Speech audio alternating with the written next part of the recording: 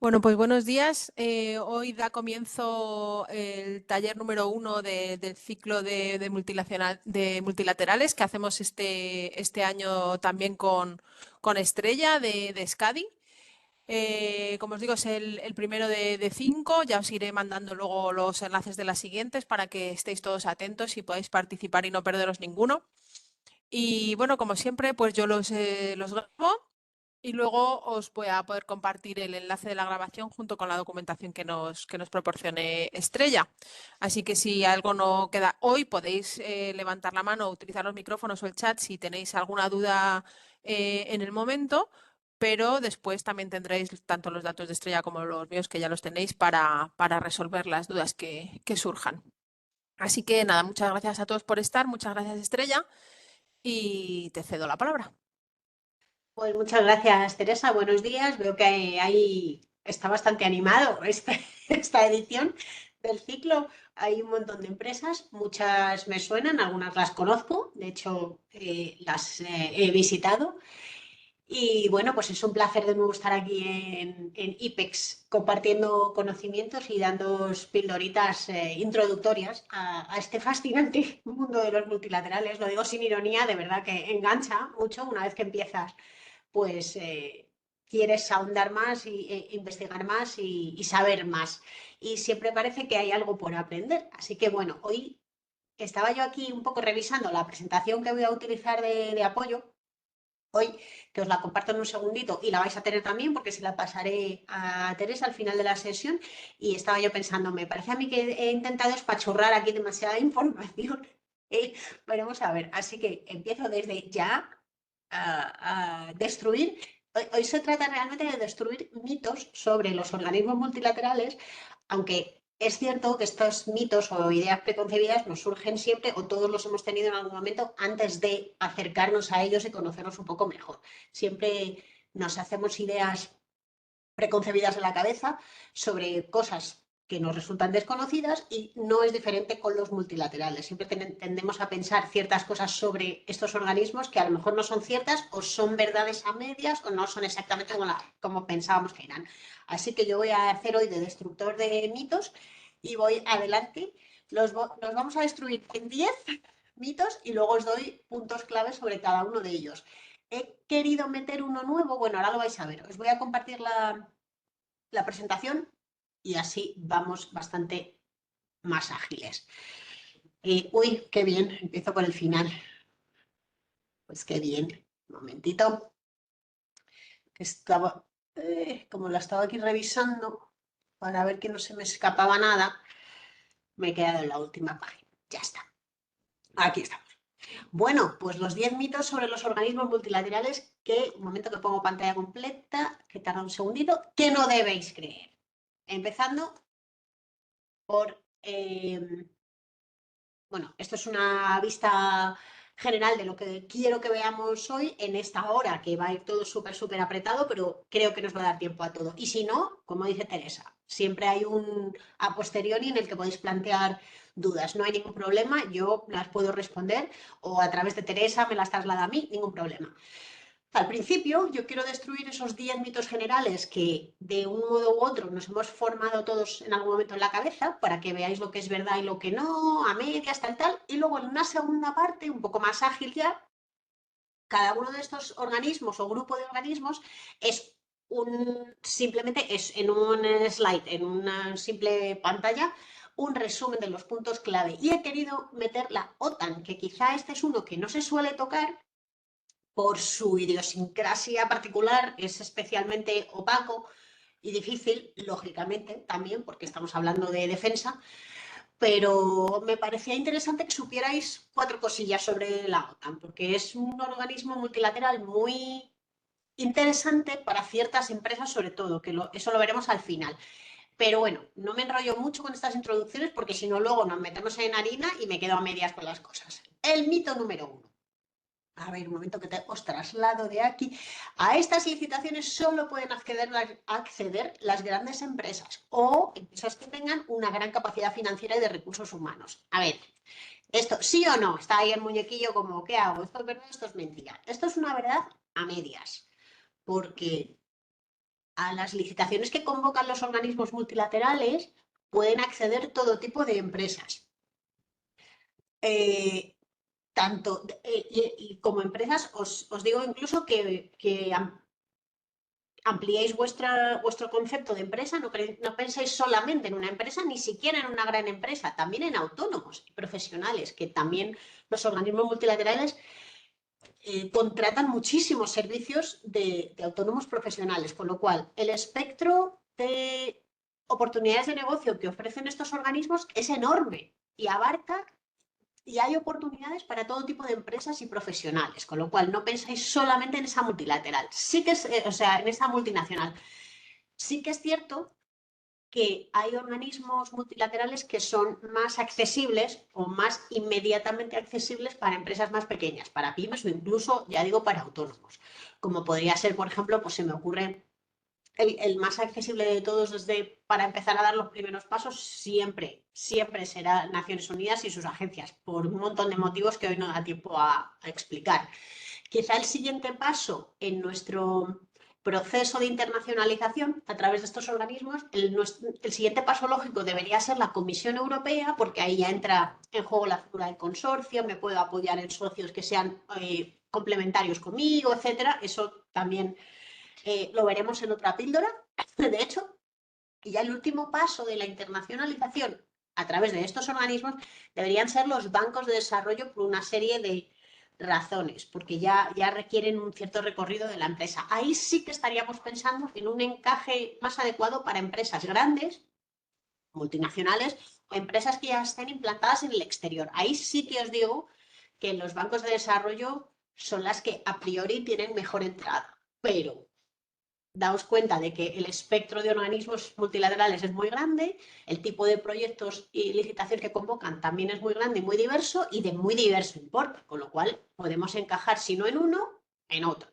Con lo cual, este mito queda destruido parcialmente. O sea, no solamente pueden acceder las grandes empresas, aunque sí que es cierto que hay proyectos que son evidentemente solo abarcables por el objeto del contrato y el importe, solamente pueden abarcar las grandes empresas o grandes consorcios de empresas. Pero eso no quiere decir que estemos fuera de todo. Lo cual, primer mito destruido parcialmente. Siguiente, a ver si me deja. ¡Ay, que se me ha quedado! Mito número 2. Esto enlaza un poco con este mito número 1 que acabamos de parcialmente destruir. Para participar en sus proyectos necesito estar implantado en el exterior o tener una buena red de contactos fuera de mi país. Este también es un sí y un no. Sí, para participar en sus proyectos necesito estar implantado en el exterior, caso de los bancos de desarrollo, Banco Mundial, Banco Interamericano de Desarrollo, cualquier banco regional, el africano, el asiático, el europeo, el que queráis, como el tipo de proyectos que llevan, yo sé que estoy corriendo un montón, pero es que si no, no me da tiempo a meter aquí toda la información que os quiero dar. Los proyectos que llevan los bancos, al final, los bancos lo único que hacen es financiar esos proyectos, aportar los fondos para que se lleven a cabo esos proyectos de ayuda al desarrollo y supervisar que los fondos se utilizan de la forma en la que se tienen que utilizar. Pero el organismo beneficiario, el país beneficiario y el ejecutor, el organismo ejecutor, es un organismo local, en el país que sea, el país beneficiario. Con lo cual, al final es casi como, resumiendo muchísimo, casi se convierten en una licitación local en el país de destino, pero con fondos multilaterales. ¿Esto qué quiere decir? Que yo, para acceder a esos proyectos de los bancos, recordad que ahora mismo estoy hablando de los bancos, sí que necesito estar implantado en ese país que me interesa o en esa región que me interesa. Sí que necesito estar ahí, tener presencia sobre el terreno, que me conozcan, conocer a quién es el organismo que convoca estas licitaciones, no que las convoca, sino que las ejecuta esos proyectos con fondos multilaterales. Ahí sí que es importantísimo estar ya implantado, es decir, para acceder a los bancos yo sí que realmente tengo que estar en un estado muy avanzado ya de internacionalización. Pero la red de contactos fuera de mi país, eso no me obliga a estar implantado, de hecho sería como una especie de paso previo a si nuestro objetivo es la implantación local en destino, sería un poco un paso previo. Crear una red de socios y de contactos y de expertos en los países en los que a mí me interesa licitar, eh, para poder acceder a ciertos proyectos sin tener necesariamente que estar implantado ahí. Entonces puedo un poco utilizar dos vías, pero sí que es cierto que para ciertos proyectos, para acceder a ciertos proyectos, sí que ya tengo que estar implantados. O sea, sí, eso no, cualquiera que os hable de los bancos de desarrollo os contará esto mismo que estoy contando yo. Pero no todos los organismos multilaterales requieren esa implantación, que es a la conclusión a la que quiero llegar. Con lo cual, este mito también queda parcialmente destruido. No del todo, pero sí parcialmente. Yo creo que ya la puntualización os queda bastante clara. El número 3. Esto era algo que yo creo que ya la tendencia ha cambiado bastante, ha cambiado lo suficiente como para que ya no nos planteen las empresas cuando damos formación, no nos hagan esta pregunta tan a menudo. Está al principio, de nuestros principios, muy principios, surgía siempre, siempre. Era una pregunta que nos hacían siempre. Es que estos organismos, yo creo que la gente pensaba sobre todo en multilateral tipo Naciones Unidas. Solo adquieren productos, yo ofrezco servicios. Este mito absolutamente destruido. Esto no es así en absoluto. De hecho, la proporción que se venía observando de adquisición de bienes y servicios, bueno, servicios en la Comisión Europea y bancos de desarrollo era la inmensa mayoría de licitaciones que se convocaban para adquirir servicios. Y la ONU era la que mostraba un equilibrio un poco más casi mitad-mitad, 50-50 de servicios y producto. Pero es cierto que en los últimos 5 o 6 años la adquisición de servicios, incluso en la ONU, ha ido subiendo y superando la de producto. Aún así, las adquisiciones de productos son muy cuantiosas, pero los servicios superan con creces a los productos que se adquieren en el marco de estas licitaciones. Con lo cual, tanto bienes como servicios como obras, incluso, sobre todo en los bancos, todo tiene cabida aquí, todo, absolutamente todo.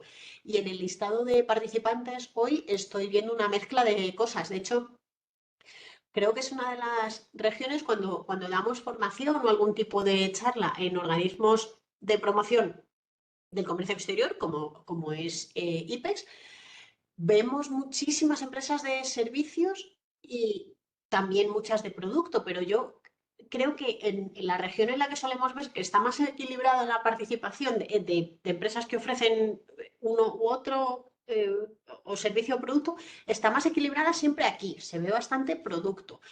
Acabamos de estar la semana pasada, por ejemplo, en Galicia, había el 95% de los participantes eran servicios, había poquísimo producto o que se interesaran por lo menos por los multilaterales, pero aquí sí que vemos siempre más equilibrio. Eso a mí me gusta porque así puedo abarcar un poco, no tengo que centrarme solamente en hablar de servicios y que la única empresa de productos se quede ahí descolgada de, pues no sé, no me han contado nada que me interese. Aquí me puedo un poco más, puedo hablar un poco más en general de lo que veo en los multilaterales. Así que, resumiendo, cabida para todo el mundo aquí, con lo cual esto destruido completamente. Este mito no lo debéis creer. Esta es otra cosa que nos plantean mucho las empresas, que es una idea preconcebida de que esto denota como una especie de prejuicio o un poco de complejo de inferioridad como empresa española al acercarnos a los organismos multilaterales. Yo creo que España no tiene no está muy reconocida dentro de los multilaterales, yo creo que no tenemos buena entrada en comparación con otros países de nuestro entorno, nada. No creáis nada de esto. ¿Qué pasa aquí?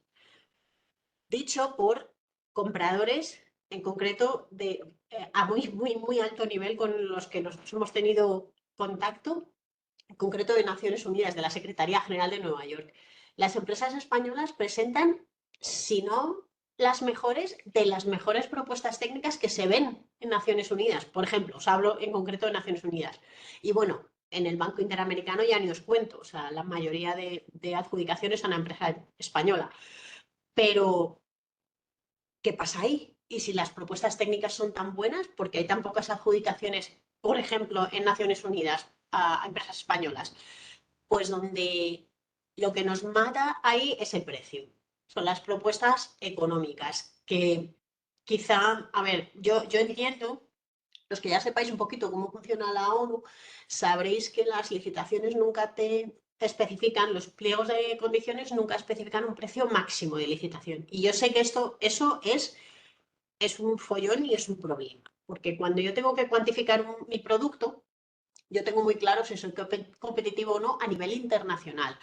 A lo mejor no tengo tan claro si soy competitivo o no a nivel licitación internacional, pero eso poco a poco, presentando licitaciones, viendo otras ofertas, más o menos lo puedo ir aprendiendo, ¿vale? Que la curva de aprendizaje a lo mejor se alarga un poquito. Eso es así, no os voy a mentir. Pero en las licitaciones de servicios a veces es dificilísimo cuantificar lo que me están pidiendo, los trabajos que me están pidiendo o la propuesta técnica en la que me baso es un poco general, como tiene un enfoque un poco genérico y yo tengo que ofertar algo que a mí me parece que es una solución adecuada y yo solo tengo que cuantificar en función de lo que yo creo oportuno. No sé de entrada en qué rango de precios me estoy moviendo, el precio hora de cada uno de mis expertos o mis técnicos o quien sea en mi equipo y eso cuesta un poco afinar el tiro, sobre todo cuando no tengo un precio de referencia. Y ahí es donde al principio fallamos. En la parte técnica os aseguro que no tengáis absolutamente ningún complejo porque las empresas españolas son de lo mejorcito que elabora propuestas y presenta propuestas a multilaterales, pero puede que al principio nos mate un poco eso, las expectativas que tenemos en cuanto a los precios, al rango de precios en el que nos movemos. Eh, Os iba a decir algo y se me acaba de ir de la cabeza, pero bueno, no, que no os, esta idea preconcebida de que no tenemos buena entrada aquí, nada, quitaosla de la cabeza, no, para nada. También es cierto que este mismo comprador de la ONU que nos comentaba esto nos decía, pero si las propuestas técnicas españolas son fantásticas, son de un nivelazo tremendo, os pasáis un poquito en el precio, pero y les decíamos, bueno, y los que presentan propuesta atinan con el precio, ya tienen un recorrido, las propuestas técnicas son buenas, ¿qué pasa? Y nos decía que es que se presentaban muy pocas empresas españolas. Dices que yo encantado adjudicaría a empresas españolas porque tienen muchísima calidad, pero se presentan muy pocas. Entonces yo, por mucho que quiera, o sea, es pura estadística. Entonces ahí también eh, es otro punto débil que lo vamos mitigando poco a poco porque vemos que cada vez hay más interés y vamos, nosotros llevamos siguiendo la trayectoria de empresas españolas dentro de multilaterales desde 2005, o sea, ya hace mucho tiempo y vemos que hay más participación y hay mucho más movimiento y hay más empresas que ya lo tienen como una vía de internacionalización más, pero comparado con otros países cercanos a nosotros, pues, ¿qué te voy a decir yo? Bélgica o Italia, estamos un poquito por detrás todavía, pero que no hagáis caso de esto porque esto es una idea preconcebida que no es verdad. Así que esto fuera, destruido.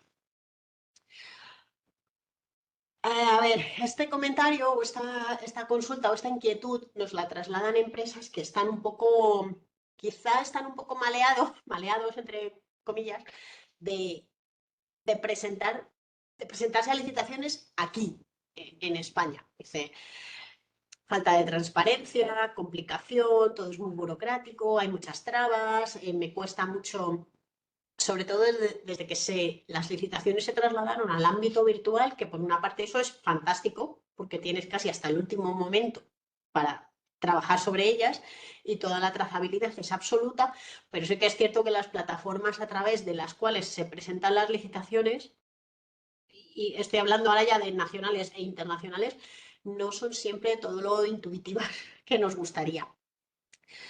Entonces, bueno, ahí siempre hay oportunidad de mejora, aunque sí que es cierto que cuando tú tienes que alojar tantísima información y tantas opciones de, pues, de presentar un sobre, firmar un sobre, corregirlo, ampliarlo, subsanarlo, pues yo entiendo que no es fácil contener eso en una plataforma que te dé respuesta a todo. Pero bueno, esto es un proceso, ya es imparable, ya la virtualización de las licitaciones no tiene marcha atrás, así que esto entiendo que irá a mejor. Pero los procesos de licitación son extremadamente complicados y no creo que sean transparentes. Esto es Yo diría que esto es un absoluto no. La transparencia dentro de los organismos multilaterales es la máxima absoluta a la hora de lanzar, convocar, adjudicar y gestionar una licitación, porque todos los, todas las fases por las que pasa una licitación son absolutamente auditables, la trazabilidad es total, la transparencia es absoluta también y prácticamente todas las fases, hasta cierto punto, son, es información pública. Lo que está pasando, a lo mejor no es información 100% pública, ver una lista corta o eh, un, la puntuación de las propuestas técnicas, eso no, eso obviamente se va a hacer extensible solamente a las empresas que al final han participado en una licitación, pero todo lo demás es información pública y se puede consultar en abierto, con lo cual la transparencia, yo desde mi experiencia, desde, ya os digo, 2005 con multilaterales, no puedo decir que haya visto nada que me haya hecho sospechar de falta de transparencia o de imparcialidad.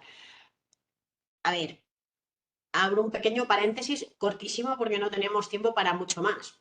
Pero sí que es cierto que no todas las licitaciones o no todos los funcionarios, porque al final al otro lado hay personas y son funcionarios públicos, no todos trabajan igual de eficientemente. Hay gente que enseguida te da una respuesta si tienes una consulta, si tienes una duda, si piensas que no te han tratado bien o de forma justa y quieres formular una queja. Hay veces en que ese feedback no es del todo ágil o no es del todo inmediato, no es del todo satisfactorio. Eso puede pasar porque al final estás en manos de personas y ya está. Pero sí que es cierto que todos los mecanismos que hay a tu alcance para estar protegido como proveedor existen y están a tu disposición y puedes hacer uso de ellos. Ahora, otra cosa es que la otra persona que está al otro lado pues haga bien su trabajo, que puede ser que no. Entonces, bueno, pues ahí ya quedamos un poco en manos de la persona, no del sistema en sí, de las licitaciones multilaterales, sino de la persona. Los procesos no son más complicados que cualquier proceso de licitación aquí, que pueda ser aquí en España. De hecho, yo diría que hay procesos aquí con ayuntamientos pequeñitos que son mucho más complicados que pudiera ser una agencia de Naciones Unidas, os lo garantizo. Es bastante menos tiquismiquis en cuanto a ciertas cosas, sobre todo documentales. Pero como cada licitación es un mundo, yo no puedo daros esto como una verdad absoluta. No, es mucho más sencillo. No, hay licitaciones internacionales que son muy complicadas, pero simplemente porque el objeto del contrato es amplio o complicado o difícil o en un país que requiere, que encierra cierta complicación. Pero hay otros procesos de licitación internacionales que son, os sorprenderá lo sencillos que son, lo ágiles que son y lo rápida que es la respuesta y la decisión de la mesa de contratación y el pago posterior, por supuesto, que ya sabéis que la seguridad de cobro con los organismos multilaterales es absoluta, absoluta. Y esto sí que os lo digo al 100%. Eso quizás es lo que los hace más atractivos. Con lo cual este también yo lo tacharía completo. El 6, el tema avales, el melón de los avales. Los avales, aquí no me quiero enredar demasiado porque realmente es que habría que dedicarle una píldora a los avales internacionales para que entendáis, para que perdáis el miedo un poco a eso. Cuando vemos el aval de la garantía, el aval, ya como directamente como que nos echa para atrás en un pliego y no necesariamente tiene que ser así.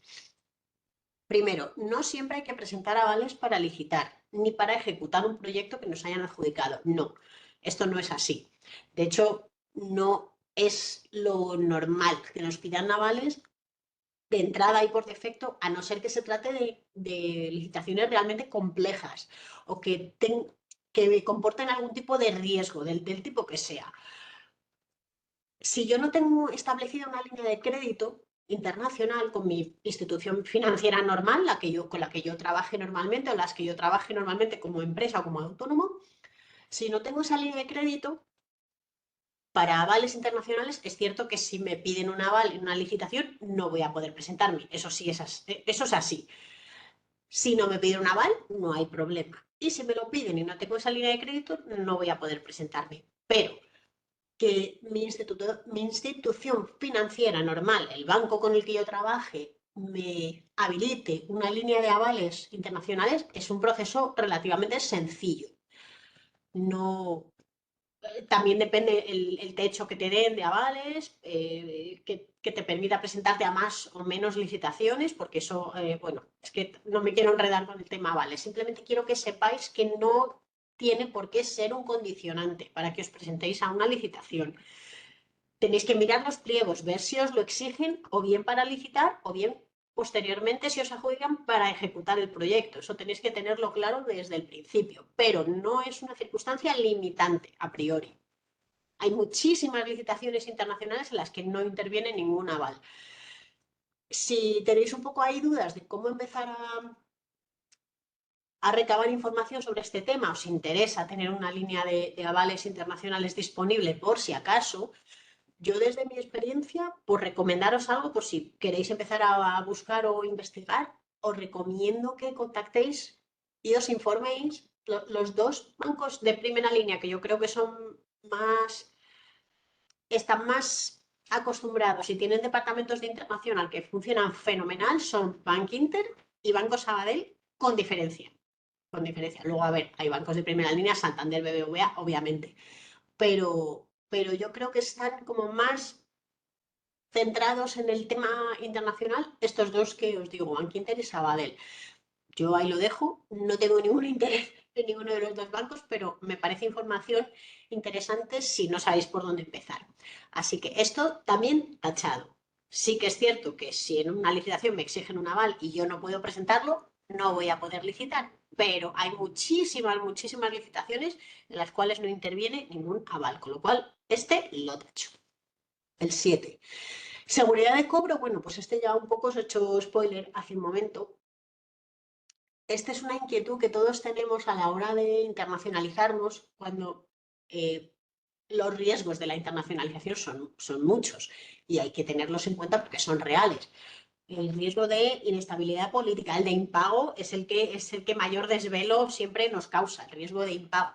Por supuesto, vete tú a reclamar a un país que ahora mismo, yo qué sé, acaba de sufrir un terremoto, un cambio político, un golpe de Estado, son riesgos reales y que hay que tener en cuenta a la hora de internacionalizarse. Pero cuando nos internacionalizamos a través de organismos multilaterales, eso es precisamente lo que estamos queriendo eliminar de nuestra internacionalización. El riesgo de impago queda absolutamente eliminado, porque recordad, que el organismo multilateral con el que yo licito es o bien mi pagador directamente, como sucede con Naciones Unidas siempre. Naciones Unidas gestiona sus propios proyectos, adjudica y paga, no interviene nadie más. Comisión Europea a veces es directamente el organismo, a veces es un híbrido, hay una unidad gestora del proyecto que a lo mejor es un organismo local en el país beneficiario y hacen como un mix. Y bancos de desarrollo, aunque el proyecto yo respondo, o sea, yo tengo mi interlocutor siempre es un organismo local en destino, un organismo público, el que sea, un ministerio, un ayuntamiento, lo que sea. Es cierto que el banco que ha prestado los fondos para que ese proyecto se lleve a cabo, el proyecto que yo he ganado, la licitación, el banco está siempre ahí supervisando que los fondos se utilicen para lo que se tienen que utilizar y que a mí me vayan pagando. ¿Se pueden producir retrasos en el pago? Sí, porque hay mil cosas que podrían afectar a la marcha de un proyecto, sobre todo cuando es un proyecto que se alarga en el tiempo, porque es una prestación de servicios, por ejemplo, o es un acuerdo marco de suministro de producto que se alarga durante 3 años. Pueden pasar cosas, puede haber un cambio de gobierno, puede haber una inestabilidad política, puede haber cosas o sea, puramente climatológicas. Acordaos de lo que pasó en Haití hace unos años, que eso, o sea, se destruyó prácticamente todo el país. Eso puede afectar a la marcha de mi proyecto, por supuesto, pero no al pago que a mí se me debe como licitador, adjudicatario y proveedor. Eso no, eso nunca va a suceder. Aunque se retrase más o menos, yo el pago lo tengo garantizado.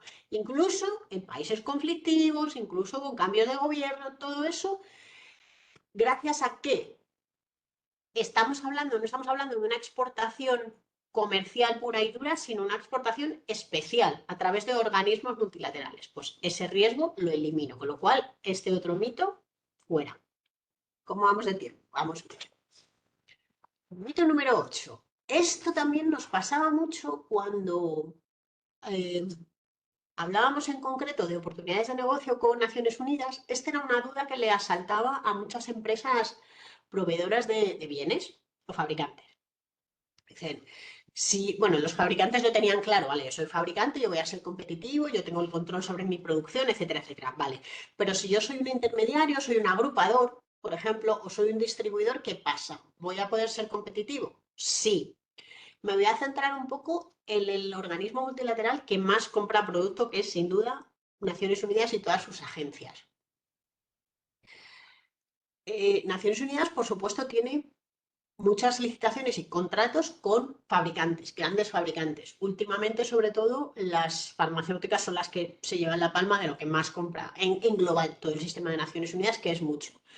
Pero sí que es cierto que cuando empecéis un poco a investigar más ese mercado, en concreto el sistema de adquisiciones de Naciones Unidas, me refiero, vais a ver que hay muchas licitaciones de producto que están casi pensadas para un agrupador, un distribuidor. ¿Por qué? Porque mezclan, piden como un batiburrillo de productos que un fabricante no puede proveer, a no ser que se meta en el lío de voy a contactar a otro distribuidor junto con mi... Bueno, os pongo un ejemplo. Por ejemplo, licitaciones que hayamos visto nosotros. Pues hace tiempo estábamos asesorando una empresa que hacía eh, todo tipo de material, de accesorios de seguridad, accesorios de seguridad, emergencia, pues tipo tiendas de campaña, uniformes para Fuerzas Armadas. Uniformes incluye pues desde las botas hasta la gorra, pasando por el pantalón, la camisa, las chaquetas. Hacían material de seguridad, pero accesorios, no era armamento, era pues eso. Botas especiales o guantes especiales, cosas o cascos a lo mejor para motoristas, para policía y había licitaciones, había muchas licitaciones que eran los que ellos, las que nosotros siempre intentábamos captar para ellos porque eran muy interesantes, que mezclaban todo ese tipo de producto. Ellos sabían, la empresa, que el fabricante de lo que fuera, o las botas, o los guantes, o el uniforme, o el casco, no se iba a presentar a esas licitaciones porque tenía que meterse en el lío de encontrar a alguien que ellos suministraban una cosa, pero el resto de cosas, si no eran lotes que podías ofertar por separado, ellos ya no se podían presentar a la licitación. Era como, eso es muy complicado, no nos vamos a meter en este lío. Nosotros lo que hacemos bien son cascos, pues yo me voy a limitar a vender cascos de motorista. Pero esta otra empresa sí hacía eso, tenía muchos acuerdos con distintos fabricantes e importadores y ellos sí eran capaces de preparar una propuesta o bien para todos esos lotes, la bota, el casco, el uniforme, los guantes, o bien para el global, si no permitían separar en lotes, que ahí es donde venía su valor añadido. Si no me lo separas en lotes, me da igual, yo te puedo proveer todas estas cosas. Con esto que os quiero decir, que no hay licitaciones de todo tipo, de productos, sobre todo estoy pensando porque estoy hablando de fabricantes ahora. Hay licitaciones que están realmente pensadas para ser grandes acuerdos marco con fabricantes de un producto o grandes distribuidores de un producto concreto, pero hay muchísimas, muchísimas, la gran mayoría de licitaciones más de importes a lo mejor más pequeñitos, pero más continuadas, que están pensadas para agrupadores, que tengan esa flexibilidad y suelen ser además pymes, con lo cual aquí hay un poco de todo. No es cierto que busquen tratar con fabricantes, no es cierto que prefieran tratar con fabricantes, para nada. Aunque sí que es cierto que hay licitaciones que lo piden por lógica. Si yo estoy comprando vacunas de veterinarias para una cierta enfermedad que tiene el ganado vacuno, por ejemplo, pues voy a recurrir a un fabricante de esas vacunas. Porque además sé de entrada que va a tener la capacidad de producción, la capacidad de distribución, todas los certificados sanitarios, veterinarios que yo exijo. con lo cual me voy a ir a ese fabricante, pero es que requiero ese producto en concreto. Pero cuando necesito comprar varias cosas bajo el paraguas de un mismo contrato, lo más seguro es que me responda, bueno, lo más seguro no, me va a responder mucho mejor un distribuidor, un agrupador, con lo cual que tenga la flexibilidad de responder a todas mis necesidades, aunque parezcan como muy variopintas, como que necesito muchas cosas raras, con lo cual hay cabida para todos. Bueno, el tema de los idiomas. Las licitaciones se desarrollan en otros idiomas, sí y no. Se desarrollan en todo tipo de idiomas, en muchos idiomas. Eh, ¿Qué pasa si en mi empresa lo de los idiomas lo tenemos un poco flojo? No pasa nada. Os podéis imaginar y ya sabréis perfectamente, sin que os lo diga yo, no os estoy descubriendo nada, que hay una inmensa mayoría de licitaciones convocadas a través de organismos multilaterales que se desarrollan en un ámbito hispanohablante. Muchas licitaciones, muchísimas. Con lo cual, bueno, si ese es el filtro que yo tengo que aplicar a la hora de ver a qué licitaciones puedo optar, pues es un filtro válido. El idioma es mi filtro. No puedo licitar a nada que no sea en mi idioma, en español, ¿vale? Pues ya está. Ese es un filtro muy válido realmente, porque al final no podemos pensar en licitar, en ir a todo. Hay gente que dice, ah, no, yo puedo licitar cuando les dices, a ver, vamos a acotar, qué zonas geográficas te interesan, qué países, qué... Yo todo, yo puedo licitar a todo. Pero luego empiezas a rascar un poco, a hacerles ahí un diagnóstico de situación de la empresa, resulta que en inglés no se manejan bien, en francés ya ni hablamos y en otros idiomas ya más allá de eso, olvídate. Vale, pues a ver, no me has contado la película como era. Ahí tienes un filtro muy grande que tú tienes que hacer porque no es viable que tú te presentes a licitaciones en un idioma que no dominas, o sea, que no es un idioma de trabajo en tu empresa. Eso no es viable en absoluto, porque pensad que no solamente se trata de meter un pliego de licitación en el ChatGPT y que me lo traduzca, o que me ayude el ChatGPT a elaborar una propuesta, que sí, eso se podría hacer.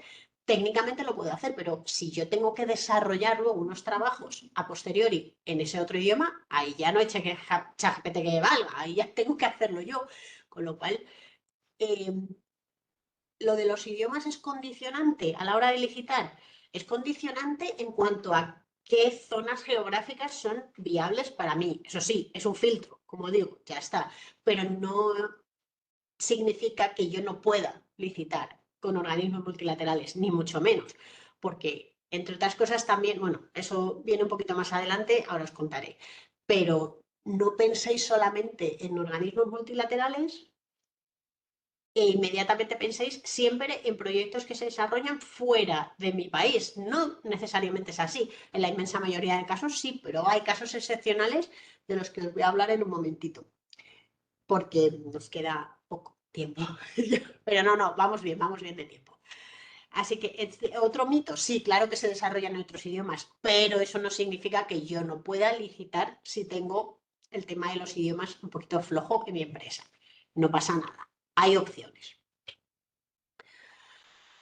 Este sí que es una cosa un poco peliaguda al principio. Dices, a ver, si los organismos adquieren bienes y servicios a proveedores locales en destino, yo no voy a ser competitivo. ¿Sí o no? Pues a ver, depende. Esto hay que responder un poco a la gallega. Depende. Los organismos no solo adquieren bienes y servicios a proveedores locales, que también, pero no solo. Sí, si adquirieran a proveedores locales no se convocarían licitaciones internacionales, llamamientos abiertos internacionales. Eso para empezar. Lo que pasa es que eh, cuando se convoca, os pongo un ejemplo, un banco de desarrollo está financiando un proyecto de, imaginaos, me lo voy a inventar, auditoría de eficiencia energética en todas las oficinas gubernamentales, en todas las oficinas del Ministerio de Trabajo en Bogotá, por ejemplo. Me lo acabo de inventar. Eso es un servicio que a lo mejor tienes que contratarlo durante el tiempo que sea, 6 meses, lo que sea. Lo haces a través de una licitación internacional, financiada con fondos multilaterales, el Banco Interamericano de Desarrollo, por ejemplo. ¿Quién puede licitar ahí? Pues es una licitación abierta porque es internacional, pero a la vez es restringida. ¿Restringida a quién? Aquí, ¿quién se puede presentar? Se pueden presentar empresas de todos los países que sean integrantes del Banco Interamericano de Desarrollo. Y tú dices, pues es un banco interamericano, yo como empresa española no me voy a poder presentar. Sí, porque España, al igual que sucede con otros bancos de desarrollo, forma parte, es una parte integrante, es uno de los países que intervienen en este multilateral, con lo cual yo sí me podría presentar como empresa española. Eh, Comisión Europea. Comisión Europea también lanza todo tipo de licitaciones constantemente, también son internacionales, pero están restringidas. Igual que los bancos, están restringidas, aquí sí que es mucho más restrictivo el filtro, porque están restringidas solamente a empresas de países eh, de la Unión Europea. España puede licitar. Entonces, imaginaos que la Comisión Europea financia un proyecto no sé, de promoción del turismo en una zona muy bonita de la costa de Honduras, la costa caribeña de Honduras. ¿Quién se puede? Y lo financia, los fondos provienen de la Comisión Europea.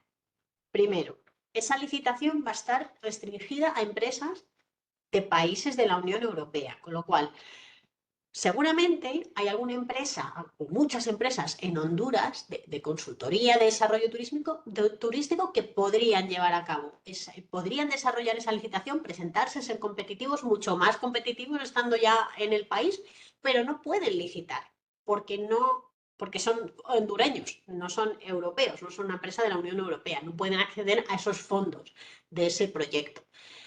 ¿Qué sería lo más práctico aquí y lo más operativo? Para mí sería presentarme, voy a ser competitivo porque el hondureño no va a ser mi competencia, pero sí que si el hondureño en destino, que ya está allí, conoce el país, obviamente, porque es hondureño, la forma en que hacen los negocios, su idiosincrasia, conoce sobre el terreno, conoce la zona que se va a desarrollar turísticamente, lo más lógico es que yo me consorcie con ese hondureño. Entonces, él sí va a poder participar, pero a través de mí. Yo voy a ser el líder de esa licitación y él no me va a hacer la competencia, sino que va a ser un apoyo para mí, para que mi propuesta sea mucho más completa y yo pueda demostrar que tengo a alguien en mi equipo seleccionado para licitar que conoce la zona, conoce el país, vamos a ver, que es hondureño. Pero veis que no es que no pueda competir con los proveedores locales en país de destino, sino que a veces no solamente no tengo que competir contra ellos, sino que pueden ser mi mejor aliado a la hora de licitar. No sé si me estoy explicando o lo estoy liando todo mucho. Esto no siempre sucede. Hay veces que nada le impide, por ejemplo, a una agencia de Naciones Unidas adquirir bienes en destino donde los necesite. Yo qué sé, en Somalia o en Sudán del Sur, cuando son compras pequeñitas, de importe menor, que no tengan que pasar por una licitación. Obviamente lo van a hacer de forma directa, porque además tienen potestad para hacerlo. Ahí no puedo entrar, eso no tiene sentido. De hecho, dudo mucho ni siquiera que se publiquen esas licitaciones tan locales y tan menores, pero en caso de que así fuera, pues lógicamente ahí no voy a poder ser competitivo, aportando, o sea, suministrando ladrillos, por ejemplo, a Afganistán. Pues no tiene ningún sentido. Lo va a hacer un turco o lo va a hacer bueno, sirio, no creo que estén para mucho, pero cualquiera de la zona va a ser mucho más competitivo que yo. Pero hay veces en que el ser local, una empresa no la posiciona mejor frente a mí. De hecho, no la posiciona en absoluto. Por eso que os estoy comentando. Recordad esto de las restricciones por nacionalidad, que es bastante interesante, yo creo. Así que tachado casi del todo. Ya habéis visto las salvedades. Bueno, pues no sé si aquí quiero hacer aquí un corte por si, bueno, aunque Teresa creo que está ahí al quite por si alguien tenía dudas o preguntas en el chat, Estoy, sí, pero pero no, creo que no ha habido está todo nada. tranquilo, ¿no? Vale, pues entonces aquí teníamos un poco un corte de temática, porque lo siguiente que... ¡Ay! Esperaos. Me parece que he dejado de compartir. Sí, voy otra Has vez. dejado, sí. Sí, voy ahora. Mira que como pantalla completa. Aquí hacíamos un poquillo un corte de todos estos mitos. Espero haberlos aclarado, destruido cuando hacía falta. Y bueno, quizá desentrañando un poco más o mejor para vosotros ese misterio que son los organismos multilaterales al principio, cuando no estamos muy familiarizados con ello y quizá muchas de estas ideas preconcebidas las teníais en mente. Bueno, ahora quería daros un poco de puntos clave a modo de resumen de lo que hemos visto de los grandes grupos de organismos multilaterales, que serían los bancos de desarrollo, que sería la Comisión Europea y que sería Naciones Unidas. Y al final he metido un poquillo de OTAN también, por meteros ya ahí el gusanillo, el interés en la OTAN. Los bancos de desarrollo, que son muchísimos y muy grandes, son organismos multilaterales que convocan proyectos de todo tipo, de obras, de bienes, de servicios, de un mix de todo. Eh, y también lo que se llama el corporate procurement, mucha compra para ellos mismos, no solamente para los proyectos que financian en países beneficiarios, ayuda, lo que es la ayuda al desarrollo, sino eh, compras para ellos, compras suyas institucionales para funcionar, sus sedes. Imaginaos todas las necesidades que pueden tener, desde un servicio de catering a diario o de traducción simultánea o de suministro de tóner, de folios, de máquinas de fotocopiadoras, de servicios TIC, de todo lo que necesitan para funcionar. Eso también sale a licitación. Eso ya sí que es bastante local, porque ese servicio lo vas a prestar de forma local. Pero bueno, también es interesante que lo tengáis en cuenta por un par de excepciones que os voy a contar ahora. Cuando queremos abordar los bancos de desarrollo, yo al principio os he dicho que yo os recomiendo que este sea el último paso de vuestro proceso de introducción a los multilaterales, precisamente por esto, el lobby local. Porque es imprescindible, sí. En el caso de los bancos, sí. Porque como os decía al principio, a riesgo de sonar pesada, pero es que esto os tiene que quedar muy clara este concepto, los bancos los bancos de desarrollo son eso, son bancos especiales que están participados por muchos países, pero no dejan de ser bancos. Y lo que hacen los bancos es prestar dinero a países en vías de desarrollo para que lleven a cabo ciertos proyectos que les ayuden a desarrollarse pues, a nivel social, a mejorar su forma de gobierno, su infraestructura de carreteras o viarias, lo que sea.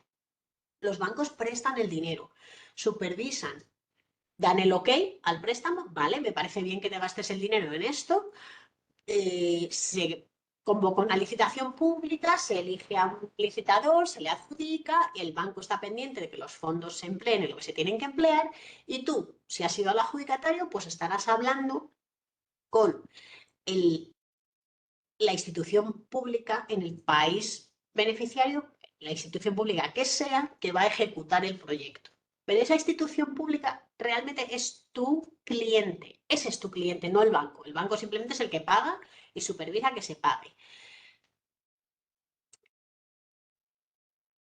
¿Qué quiero decir con esto? Quiero decir que tu presencia local es muy importante. A ti te tienen que conocer a nivel local. No puedes estar licitando desde tu oficina aquí en España proyectos que son tan locales, aunque sean financiados con fondos multilaterales. Al final es como una licitación local pagada con fondos multilaterales, por resumirlo muchísimo. Con lo cual pasa lo que aquí. Te tienen que conocer, tienes que visitar. Y aquí estoy hablando del lobby bueno, no estoy hablando del lobby malo, que parece que últimamente está como muy en boca de todos, el lobby malo. No, no estoy hablando de eso, estoy hablando de realmente hacer labor comercial en destino. Pues visitar a la gente, a los concejales que sea, porque hay un proyecto que te interesa y quieres que conozcan la empresa, que conozcan tu experiencia, que te pongan cara. Hay países en los que la interacción cara a cara es determinante a la hora de que un organismo tenga una cercanía más, como más, un vínculo más estrecho contigo, como que les da un extra de confianza ese trato personal, con lo cual a la hora de querer acceder a proyectos que financian los bancos de desarrollo es absolutamente imprescindible el lobby local. Y para eso no se trata solamente de una visita puntual, que hagas un viaje de prospección o comercial a no sé dónde, se trata ya de tener presencia, con lo cual esto ya obviamente responde a un perfil de empresa que está en un estado muy avanzado ya de internacionalización. Entonces, sí, ¿es imprescindible? Sí, ya está, sí. Em, Programas, proyectos y licitaciones, esto no es todo lo mismo. Lo que pasa es que aquí no voy a tener mucho tiempo de ver esto. Lo ideal sería irnos para afuera a una página web de cualquier banco para que vierais la diferencia. Pero bueno, resumiendo muchísimo, un programa para un banco de desarrollo, los programas que financian se alargan en el tiempo. Contemplan un horizonte temporal de a lo mejor 5 años, y en esos 5 años tienen un programa establecido de financiación de ciertos proyectos. Pues a lo mejor apoyo al turismo, mejora de la gobernabilidad o transparencia en las instituciones del gobierno, no sé, son temáticas, suelen ser temáticas, agua y saneamiento, infraestructuras, cosas así. Son temáticas grandes y lo que hacen es diseñar un programa que abarque ese horizonte temporal. Dentro de ese programa, pues imaginaos, por ejemplo, me voy a concentrar en el de agua y saneamiento. Por ejemplo, un programa gigante dedicado a todo el ciclo del agua en un país, financiado a través de un banco de desarrollo. Dentro de ese gran programa que sería agua y saneamiento, mejora de no sé qué, habría un proyecto, que sería proyecto de canalización y mejora del saneamiento de las comunidades rurales del altiplano de Bolivia. Me lo acabo de inventar también. Eso es un proyecto gigante. Eso no es una licitación. Dentro de ese proyecto surgirán licitaciones a lo largo del tiempo. Ese proyecto a lo mejor tiene un horizonte temporal de 2 años. A lo largo de 2 años vamos a desarrollar este proyecto que está dotado de tantos millones de dólares de presupuesto y se van a ir convocando licitaciones. Es decir, el programa es como la matriz, el proyecto es la subfamilia y las licitaciones son la subfamilia dentro del proyecto. Básicamente, resumiendo mucho, aquí lo ideal sería, ya digo, examinar, por ejemplo, un informe eh, de cualquier país, los informes con estos programas que publican los bancos de desarrollo para que tú veas, pues a lo mejor te interesa Costa Rica, voy a consultar el informe país de Costa Rica para los próximos 5 años, a qué están destinando fondos, qué hay por aquí que me interese. No hay fondos destinados al sector del que yo vengo, lo que yo ofrezco, pues entonces este país está claro que no me va a interesar, voy a cotillear en otros. Por eso sería de hecho, creo que tenemos una píldora de búsqueda de este tipo de información dentro del marco de este ciclo. Así que esto es una especie de preview, me lo dejo para el próximo día y ya veréis exactamente a lo que me refiero. ¿Estos organismos son aptos para todo tipo de empresas y sectores? Sectores sí, empresas no, porque ya estáis viendo que la implantación local y el lobby local, al ser clave, necesariamente significa que estos proyectos están pensados para empresas grandes que ya tengan o que ya tengan un recorrido, no tienen que ser extremadamente grandes, pero sí que tienen una implantación ya en destino, a lo mejor por otros proyectos, no tiene nada que ver con el banco, se implantaron ahí por una cosa puntual, pero puedes aprovechar para investigar las oportunidades de desarrollo del banco en ese país en el que ya estás de todas formas. Las herramientas online de apoyo y búsqueda de oportunidades lo vamos a ver en esa píldora que os digo dentro de unas semanas, así que aquí ya tampoco me meto, no voy a meterme en ese jardín porque vamos a hablar de esto expresamente y aparte va a haber un spin-off de esto. Ay, que creo que no le he dado. Ahí, ahora. Los fondos europeos, la Comisión Europea, pues tiene también sus particularidades. Lo más importante, más importante cuando queremos acceder a estos proyectos que también son muy interesantes y son relativamente ágiles, un poco similares a los que convoca Naciones Unidas, porque aquí ya no hay financiación de por medio, aquí ya no hay bancos, estos son todo donaciones, se mueve todo más rápido. Las referencias son clave y de esto os voy a hablar en otra píldora, así como los consorcios. No son obligatorios, pero casi son deseables por una serie de cuestiones de las que os voy a hablar en otra de las píldoras. La preparación administrativa es importante porque la Comisión Europea es tremendamente burocrática y para todo tipo de comunicación con ella, con la Comisión Europea, en el marco de las licitaciones, cada una de las comunicaciones que tengas con ellos, pues si les tienes que mandar un currículum, una propuesta, perdón, que me he puesto una alarma para no pasarme el tiempo. Todo está estandarizado y hay un formato que tienes que utilizar para expresar eso que quieres expresar ante la Comisión Europea. Son muy burocráticos. Pero bueno, al final ellos tienen un listado y una página web donde te puedes descargar todo y consultarlo y no es difícil. Lo que pasa es que a veces es un poco laberíntico llegar hasta esa página web, pero una vez que la tienes dices, ah, pero si aquí está todos los formularios, de aquí me lo puedo descargar todo. ¿Organismo apto para todo tipo de empresas y sectores? Sí. Este ya sí, es un sí rotundo. Es cierto que tiene más sentido presentarse a licitaciones europeas dentro de un consorcio que no en solitario, porque la unión hace la fuerza al final, ya os explicaré a qué me refiero con eso, pero sí, sí, para todo tipo de empresas y sectores, sin duda. Quizá más servicios que producto, pero vamos, sí, todo tipo. Su plataforma online de licitaciones de información la vamos a ver también en la píldora de las demos en tiempo real, con lo cual no me extiendo más. Y ya por terminar, ay, se me queda esto. Naciones Unidas, el punto clave quizás sea que el registro que tienen es obligatorio para poder licitar. Aquí no hay forma de saltarse este paso, ni hay manera de licitar sin haberlo hecho. Os hablaré de ello también en esa píldora posterior. La PYME es un proveedor ideal de la ONU por muchas razones, sobre todo por esto del agrupador que os estaba diciendo, que lanzan muchas licitaciones que son como un batiburrillo de cosas y un fabricante, por ejemplo, no puede, no se molesta tampoco en buscar todas esas referencias, pero un distribuidor o un agrupador, pues sí. Y una pyme mejor que mejor porque las pymes son muchísimo más flexibles. España, noveno país aportador de fondos a la ONU, pero esto no revierte luego en contratos adjudicados a empresa española, también por los motivos que os comentaba al principio. Hay muy poca participación, es bastante baja. Ha mejorado mucho en los últimos años, pero aún así sigue siendo bastante baja en comparación con otros países de nuestro entorno. Oportunidades de negocio con la ONU, pero al final se desarrollan de facto como una licitación local. España tiene tanto la base de comunicaciones y de apoyo que está en Valencia, a través de esta base pasan todas las comunicaciones con los cascos azules. Interesantísimo, aunque sean licitaciones multilaterales, al final se llevan a cabo aquí, en España, físicamente, y las tenéis a tiro de piedra.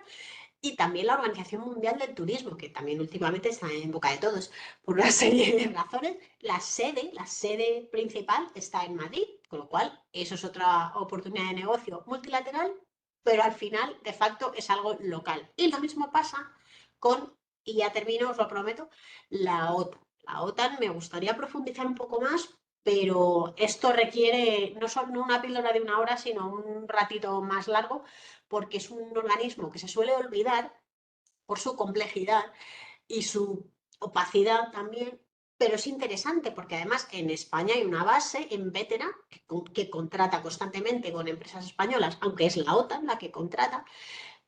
Las compras se centralizan en estas dos agencias grandes que son la NCIA y la NSPA.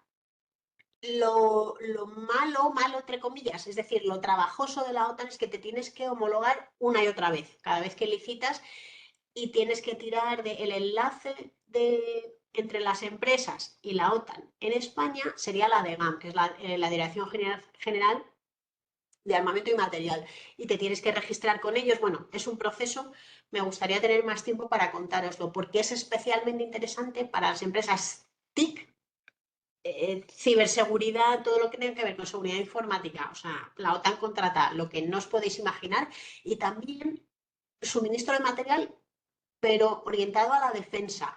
Raciones de combate, uniformes, accesorios de seguridad, no plataformas, o sea, no portaaviones, ni aviones, ni carros de combate, eso va, cada país aporta lo suyo, pero sí accesorios. Y es interesante también, yo creo.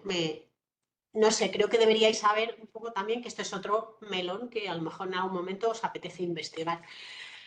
Y ya está, como vais a tener esta presentación, estas conclusiones os las dejo ahí por escrito porque las vais a tener tranquilamente y por supuesto tenéis tiempo para mandar cuando queráis, mandar consultas. Si no hay preguntas así ad hoc ahora mismo, os suelto ya que no os quiero entretener mucho más. Así, había mucho que espachurrar hoy aquí. Muchas gracias, Estrella. A ti. Pues nada, si no tiene nadie ninguna pregunta, efectivamente dejamos este webinar aquí. Y sí, lo voy a mandar, como dije al principio, y también lo he puesto por el chat, voy a mandarlo tanto la documentación como la grabación de toda la charlita. Perfecto. Y nada, y quedáis emplazados al próximo, que es igual el próximo lunes. No, el lunes, sí, el día El 4. lunes. Sí. El lunes día 4 igual a las 10. Yo también os mandaré el recordatorio y el Webex y todo para que no se le olvide a nadie. Y nada más, y seguimos con eso. Entonces, pues Muy muchas bien. gracias, Estrella. No sé si alguien quiere decir algo más que lo diga o calle para siempre o hasta el próximo lunes. Hasta el próximo lunes. Bueno, yo nada, os doy las gracias por vuestra atención un lunes, que es muy duro. Así que, y el tema, bueno, pues es complejo. Yo sé que ha sido un poco metralleta porque quería meter mucha información, pero bueno, como tengo siempre la tranquilidad de que esto lo vais a tener luego por escrito para procesarlo un poco mejor. No me preocupa tanto. Así es. Bueno, pues venga, gracias, vamos a A seguir ti. con todo y hasta el próximo. Gracias a todos.